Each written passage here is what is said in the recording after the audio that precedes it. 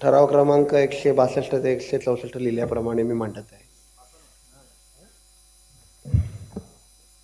सन्माननीय महापौर महोदया, सन्माननीय आयुक्त, सन्माननीय सचिव, सन्माननीय सभागृहातले सर्व सदस्य, प्रेक्षकगृहातील प्रेक्षक वर्ग, तसेच पत्रकार बंधू भगिनी, तिन्ही ठरावाच्या अनुषंगाने कुक्षेत गावात प्रवेशद्वार उभारणेच्या अनुषंगाने सातत्यानं छोटीशी गोष्ट आहे, परंतु आमच्यासाठी खूप मोठी आहे. कारण 5 वर्षे त्या डिपार्टमेंटला आम्ही विनंती करतो आणि तो काम होत नाही. तेव्हा मग अशा प्रकारे सभागृहात सांगावं लागतं की प्रवेशद्वार देता का प्रवेशद्वार.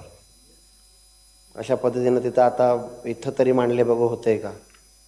आणि सारसोळ्या गावातल्या गटर पदपथांच्या नूतनीकरणाबाबतीत सुद्धा आणि सेक्टर 8मध्ये कॉन्क्रिटीकरण, मुख्य चौक 6-14, म्हणजे काय आलं हे बोलावं का लागतं की प्रशासकीय कार्यकाळात आम्ही वाळीच टाकल्यासारखं आमचे वॉर्ड प्रभाग टाकलेले अशा पद्धतीनं फायली आणि सगळ्या गोष्टी केल्या जात होत्या.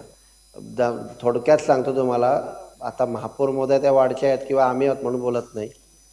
एखाद्या शाळेच्या मैदानात टर्फ बसवण्यात यावी म्हणून प्रस्ताव बनवण्याला सांगितला. आयुक्त महोदयांनी आदरणीय गणेश नाईक साहेबांच्या बैठकीत सांगितलं आम्ही प्रस्ताव बनवून घेतो. आणि तो प्रस्ताव बनवल्यानंतर शिक्षण विभागाकडून अहवाल मागवला गेला. शिक्षण विभागाचा अहवाल झाला, मालमत्ताकडून अहवाल मागवला, मालमत्ता विभागाचा अहवाल झाला, टाउन प्लॅनिंग डिपार्टमेंटचा अहवाल मागवला, त्यांच्याकडून झाला. आता कुठल्या डिपार्टमेंटचा अजून अहवाल पाहिजे ते पण सांगा, कारण 5 वर्ष झाली त्या फाईलला अहवालच येतोय.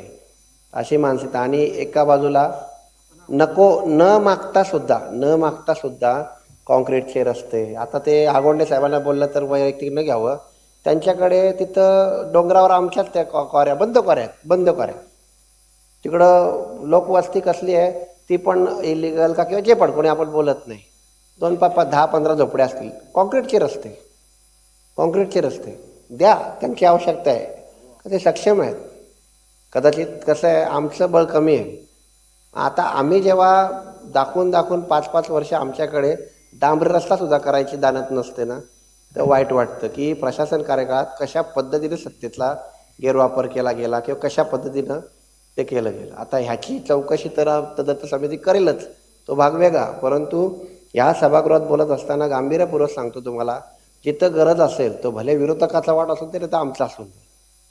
नवी मुंबईचे नागरिक सगळे समान आहेत, सगळे टॅक्सपेअर आहेत. देताना तुझ्या भाव न करता तो काम व्हावा हीच अपेक्षा. धन्यवाद.